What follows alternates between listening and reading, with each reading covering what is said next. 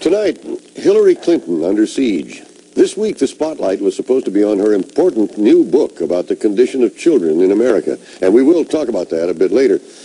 But there's now an avalanche of serious charges and sharp criticism of the First Lady, who has been called a congenital liar by a columnist, her credibility and integrity on the line. And yet many Americans don't understand the fuss. What has she done, if anything, that's illegal? Has she been telling the truth?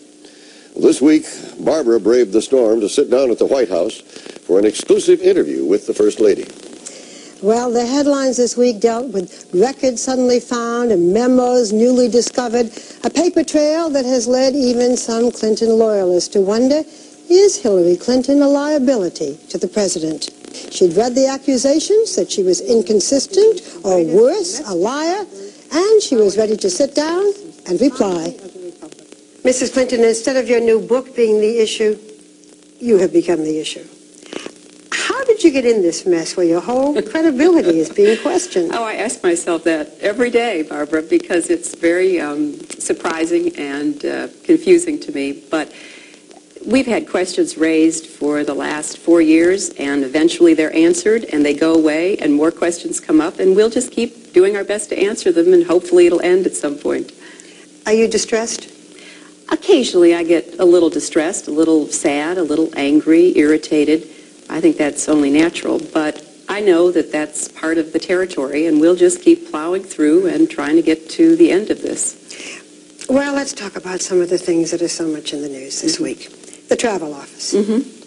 Last week, a 1993 memo by a former White House aide, David Watkins, was made public in which he says that you were responsible for the firing of 7 people in the White House travel office because you wanted to have an Arkansas travel agency take its place. And there would have been nothing illegal about your doing that. But you have said you had no idea how the decision was made and that you had nothing to do with it. Is he lying? Well, I think what is fair to say is that I did voice concern about the financial mismanagement that was discovered when the president arrived here in the White House travel office. I think that everyone who knew about it was quite concerned and wanted it to be taken care of. But I did not make the decisions. I did not direct anyone to make the decisions. But I have absolutely no doubt that I did express concern because I was concerned about any kind of financial mismanagement. So is it a question of how much concern? I mean, when you say you had nothing to do with it and he says you had everything to do with it, he's either not telling the truth or it's a misinterpretation, or where are we? Well, I don't know, because I'm not aware exactly of what led him to say that. But certainly Mac McLarty, who was the chief of staff, took responsibility for the decisions, has said very clearly, I did not tell him to do anything. He made the decisions, but he did it in consultation with many people whose advice he sought, whose concern he listened to. So I think, that's something that I'll have to let someone else explain. You see, the picture that's coming out is of this domineering First Lady, you know that. And in his memo, he refers to an earlier incident in which he said you'd been furious over his failure to transfer certain Secret Service agents. He says he feared any delay in firing the travel office members would not have been tolerated by you. He said there would be hell to pay.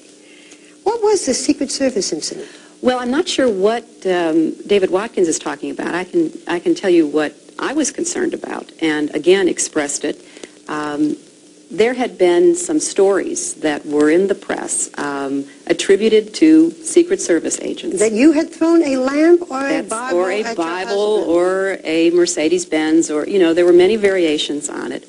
When stories like that get into what I consider to be, respectable journalism, it does bother me, and it particularly bothered me that the Secret Service was being used to try to substantiate untrue stories, and I couldn't understand that. So I was concerned about it and expressed that concern. Did you ask to have certain Secret Service members put in another detail? No.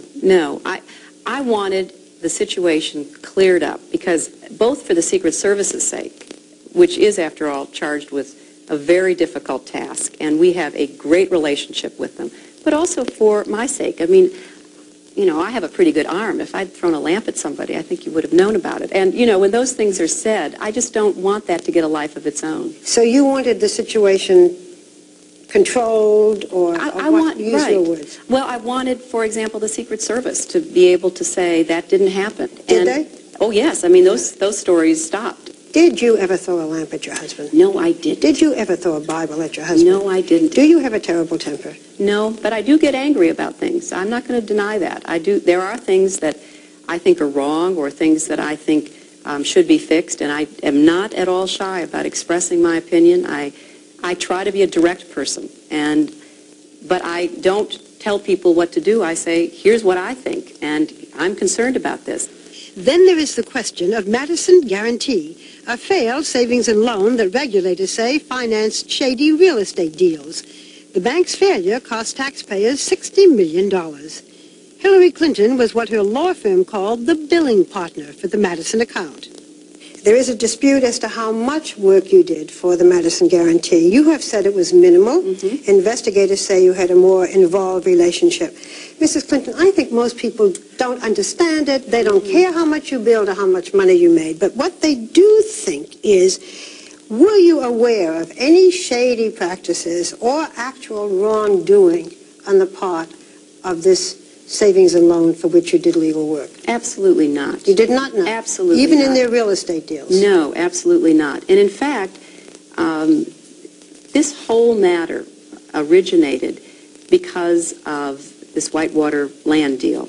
And we said when that came up that this was a failed real estate transaction about 20 years ago now, where we lost money, and people said, well, prove it. So we proved that. Then they said, well, okay, how about this? The person you were in business with also later bought a savings and loan. Mr. McDougal. Mr. McDougal.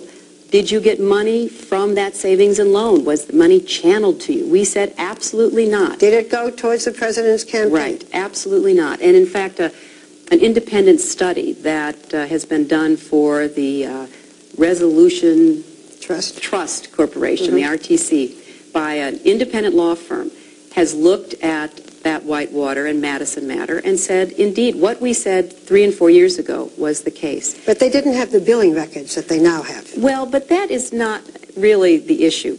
You know, a month ago, people were jumping up and down because the billing records were lost, and they thought somebody might have destroyed them. Now the records are found, and they're jumping up and down. But I'm glad the records were found. I wish they had been found a year or two ago, because they verify what I've been saying from the very beginning. I worked about an hour a week for 15 months. That was not a lot of work for me, certainly. One of the fraudulent loans of Madison Guarantee, which has gotten suddenly a lot of attention, is something called Castle Grande. In a sworn statement, you said you had no memory of working on Castle Grande. Right. But these billing records show you made 14 to 16 phone calls to one of the major participants, a man named Seth Ward, and also drew up documents connected with Castle Grande. The big thing about this, again, to most people, is, again, a contradiction. And there's not a contradiction.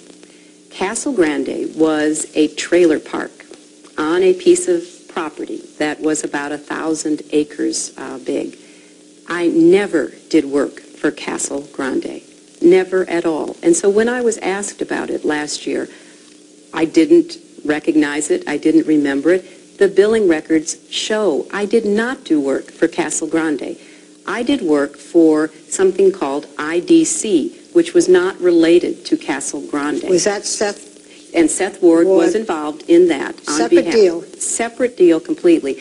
So, you know, we've asked Mr. D'Amato, tell us what the inconsistencies are. I mean, anytime we've been accused of something, eventually we have proven that it was a dry hole, that it was just another in the string of accusations. And we will do the same with these.